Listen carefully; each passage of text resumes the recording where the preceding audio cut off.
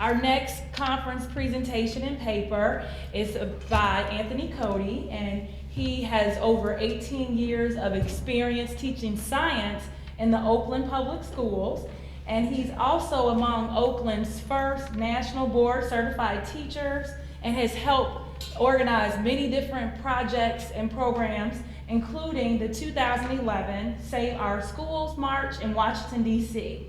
He is also the co-founder of the Network for Public Education and hosts a weekly blog which is very popular called Living in Dialogue.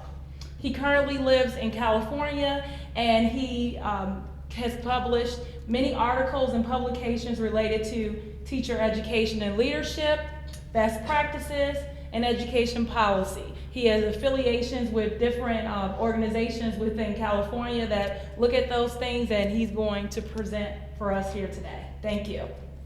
All right. Thank you, Tiffany.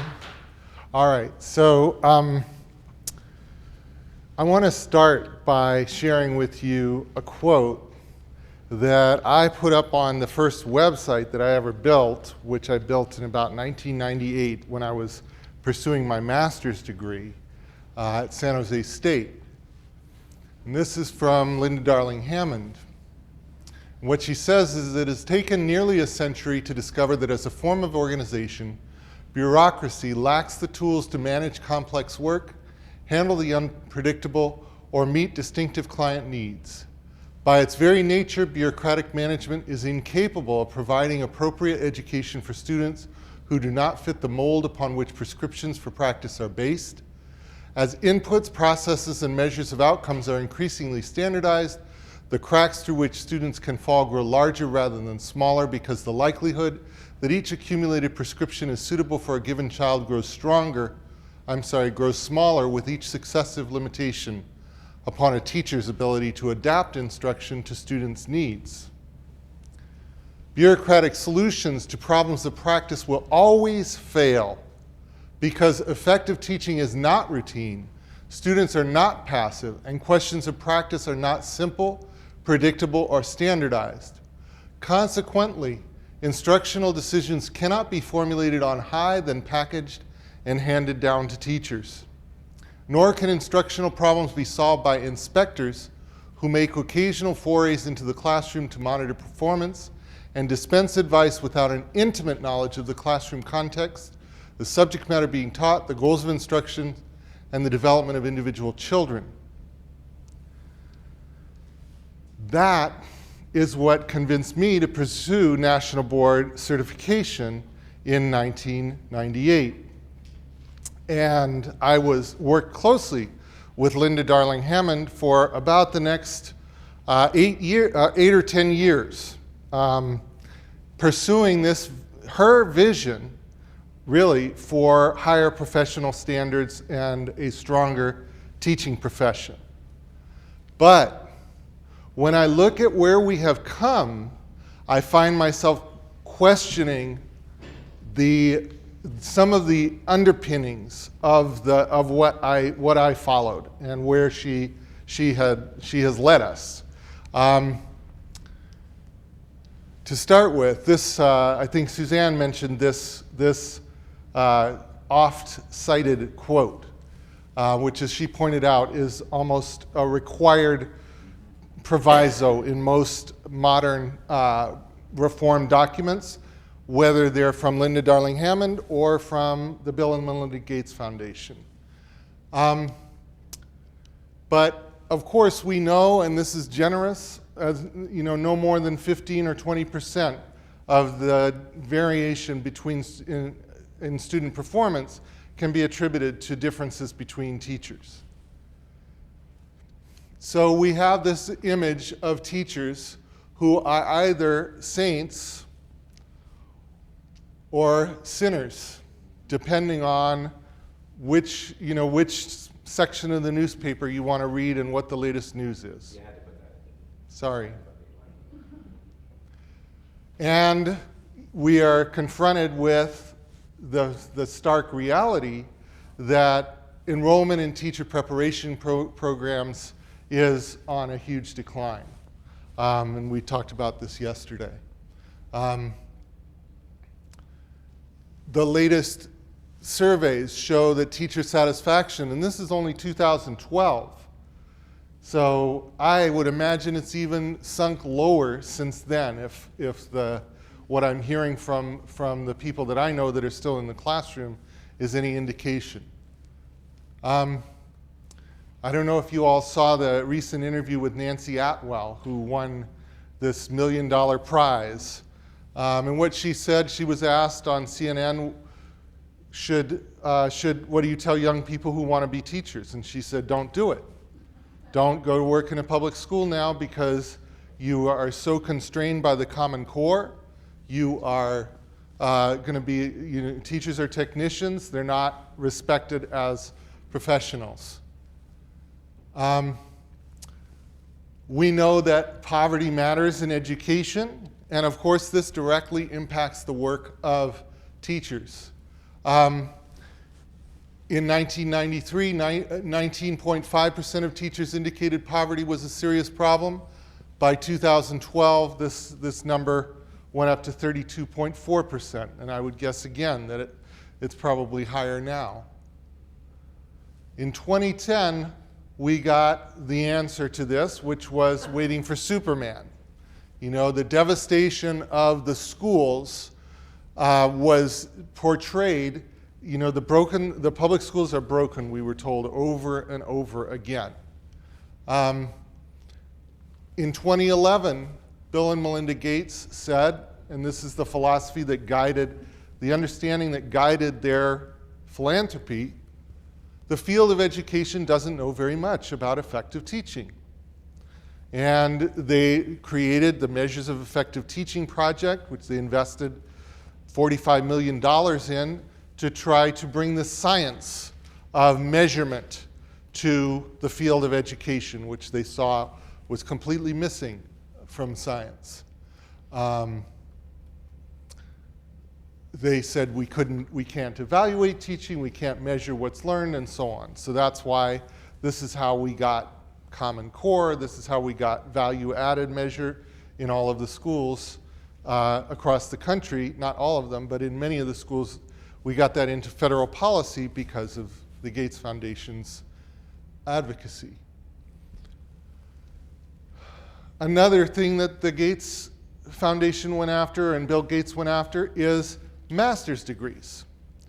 And it all followed from this idea that we're paying for something that doesn't correlate with an increase in test scores. If it doesn't correlate with an increase in test scores, no reason to pay for it. So that's why we now have in many states, teachers are no longer being compensated for additional education. It seems rather bizarre that in the field of education, education is one thing that will no longer be rewarded. In 2010, Paul Vallas, who was appointed to be super in New Orleans and was there after Katrina, which Arnie Duncan said was the best thing to ever happen to public education in New Orleans, Paul Vallas said he doesn't want the majority of his teaching staff to work more than 10 years. The cost of sustaining those individuals is enormous between retirement and healthcare and so on.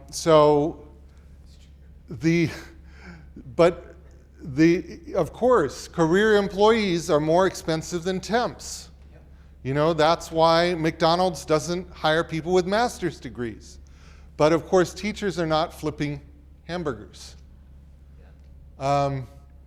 So when I was thinking about where the teaching profession is at, I asked I posted a query on my Facebook wall, and I have about 1,900 friends on Facebook, and a pretty good number of, probably at least a third, maybe a half of them are classroom teachers.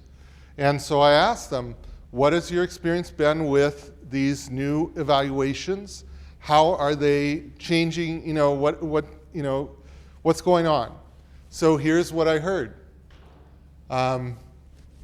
This teacher is in Florida.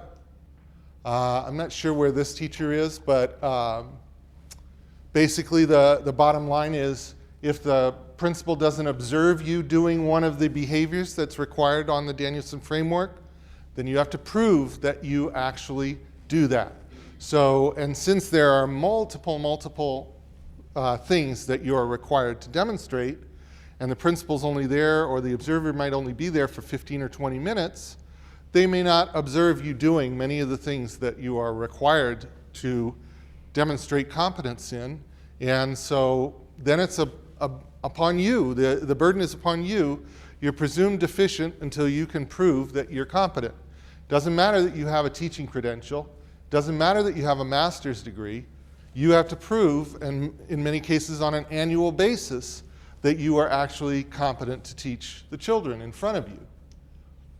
And again, returning to the theme that Darren talked about yesterday, this was someone who was actually in the role of evaluator. And what she said is it's meant to be a collaborative process between the evaluator and the teacher. However, that really takes trust. And if you do not have that trust, then you can't have authentic conversations about the issues that you're dealing with.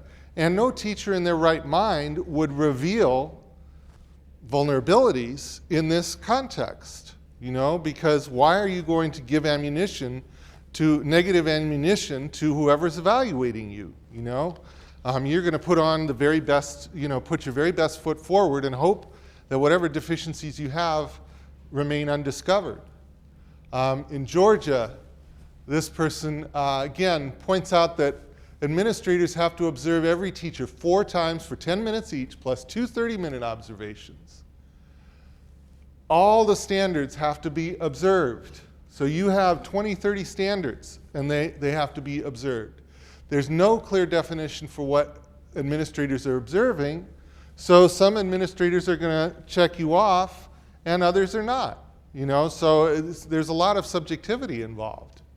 A Wisconsin teacher's husband wrote me that when his wife is enduring this process, she won't have a day off. She will tell him daily that she wants to quit, that other teachers in the building are breaking down in tears from this stress. He said, these effectiveness and evaluation models have done more to destroy her will to be a teacher than Scott Walker has. The two combined are devastating. And this young man teaches in Washington State. He says the whole thing is a fool's errand going after a trumped-up cause for the supposed failing schools. Just as voter fraud is not causing harm to our election process, bad teachers are not the reason for a school system that is being overtaxed with continued unfunded mandates and reduced personnel and funding. So that, I think, this is the trail I'm now following. Because if the demand for accountability is rooted in authentic concerns over the quality of work, then you could satisfy that demand with reasonable steps to set standards and raise quality. However, if accountability demands are a political device to disempower, deprofessionalize, and scapegoat a profession, then nothing you can do will satisfy those demands. So, which situation are we in?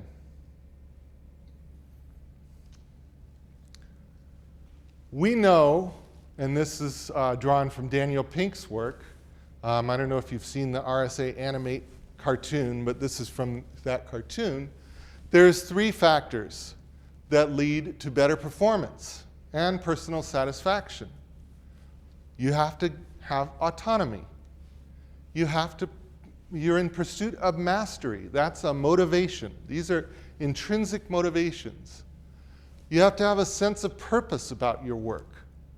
So if we want to motivate and empower people, then these are the things we would pay attention to. So when we think about our learning as professionals, we know that we learn when we trust those with whom we work. We challenge one another, which of course requires trust. We ask questions and we investigate our own practice. We reflect on our work by ourselves and with others. And conversely, we shut down when we can't safely trust those around us, when we lack autonomy and are not responsible for our own actions, when mastery is impossible because we're following somebody else's script. So you can never master someone else's script. If it's not your practice, you can't master it, unless you're an actor, perhaps. When our true purpose is removed, and instead we are given an external purpose to pursue test scores, and we don't identify with that purpose as being our true calling as educators. When we're subject to coercion and control, then we're not going to be motivated. So, thinking about where teachers have escaped some of this, there are, it's not that no teacher in the United States has ever, successfully collaborated with their colleagues and done this. The New York Performance Standards Consortium, I haven't studied them extensively, but I was able to be there a couple months ago when they had their day-long teacher-led professional development. And they had about 500 or 600 teachers from around New York coming together for professional development led by their peers. And they define their curriculum. They have escaped the strictures of the Regents exam. So they have some of this autonomy from these top-down systems. Mission Hill School in Boston, I don't know if you have seen the documentary that Tom and Amy Vallas did called A Year at Mission Hill. It was released in 5-minute webisodes, and now they're packaging it into an hour-long documentary. But it's a really great portrait of an urban school that is doing project-based learning and really close engagement with students. The students do portfolio presentations where they have to defend their work. Really rigorous work. And that's, of course, the fallacy of high-stakes testing is that we're pursuing rigor when in fact you're pursuing a facsimile of rigor. It's rigor mortis, but it's the most unintelligent rigor possible, and it's kind of like Chris was describing yesterday with the Common Core tasks. It is a certain type of critical thinking to solve these puzzles, that all have the same answer, But that is not really, if we were to map out what real critical thinking is, what problem solving is, it's not about figuring out what's on the mind of the test writer and choosing which of the answers is less wrong out of five partially correct answers. Chipman Middle School in Alameda, there's a new documentary that's just coming out called Defies Measurement. And it portrays this, it was created by a woman named Shannon Puckett. And she taught at Chipman Middle School in Alameda and describes a very wonderful progressive curriculum, very student-centered curriculum.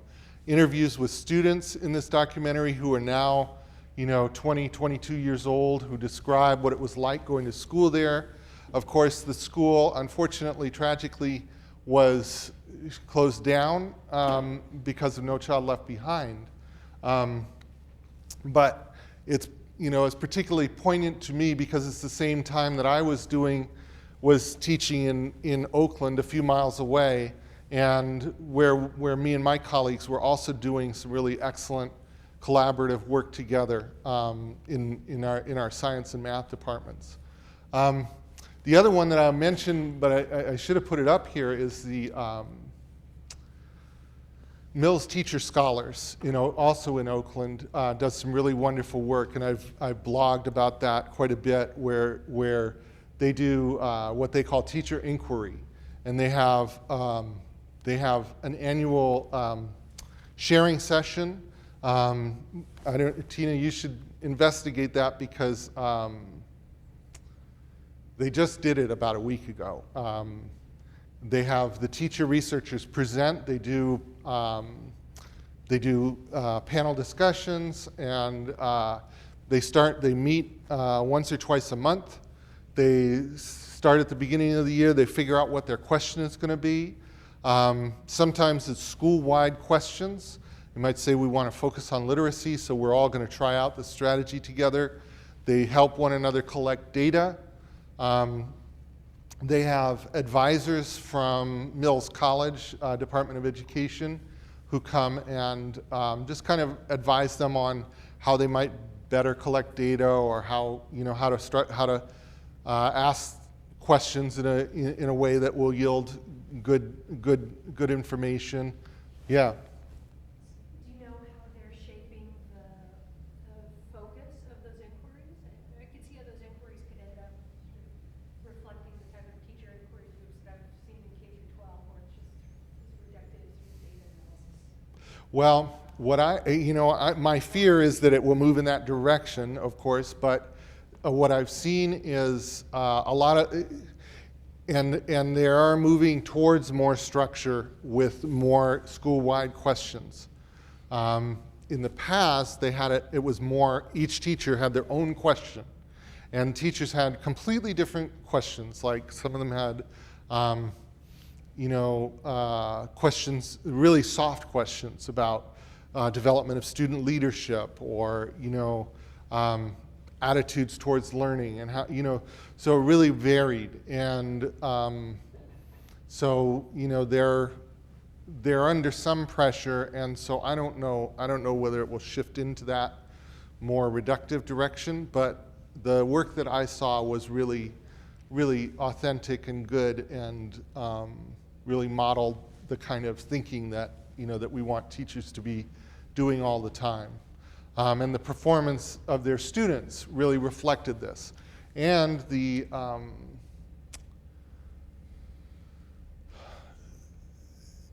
teacher turnover there is very interesting at this one school that I happen to have been following for a while, is New Highland Academy, and it's down on like 83rd Street and below International Boulevard in Oakland, which is a very poor area. And there were two schools, back when Gates was giving money for small schools.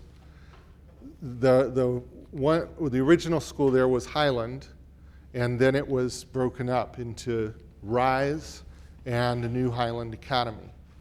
And New Highland Academy got a QIA grant. QIA is the Quality Education Investment Act in California.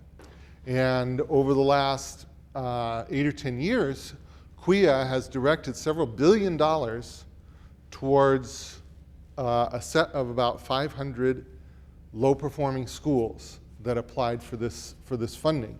And the funding was targeted to lower class sizes at those schools and reduce teacher turnover at those schools, and to give teachers time to collaborate. And so they have used this money to engage in this collaborative practice. They have reduced, and what's interesting is that there are these two schools at that one campus. Rise did not get QIA funding. New Highland did. And you can look and see the performance of those two schools. And New Highland, they were both performing at around the 10th percentile about 10 years ago. And Rise has more or less stayed depressed, hasn't risen, and has had a lot of teacher turnover, whereas New Highland has had significant improvement in student performance and in teacher longevity. Of course, that legislation was sponsored by the teachers union, which is very strong in California. It was sort of brought into being with the advocacy of the teachers union. But that was a completely different vision, of course, than the one that is now driving state funding. So there are some pushbacks to this. There are teachers of conscience, such as these 4 teachers in Renton, Washington, who have declared that they won't administer the standardized tests to their students. And of course, the students themselves are starting to take charge. As Carmen discussed, the students have the final say in a sense, especially when a test is at stake. And in New Mexico, this is in New Mexico, some schools, as many as 36% of the students opted out. It really was a range, but 40% of the schools, roughly 40% of the schools were affected to the extent that some of that percent may have their grades lowered, their school grade, because New Mexico has a very conservative state administrator who has letter grades for the schools. So of course, opting out is another strategy that is gaining some strength. As I close, some of the big questions I'm wrestling with are, and this may be a little bit unfair, but when you think about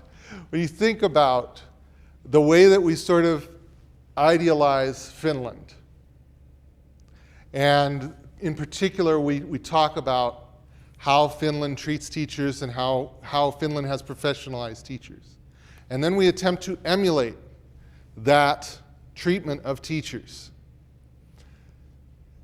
Are we isolating those actions from bigger systemic structures around the quality, the way teachers are treated?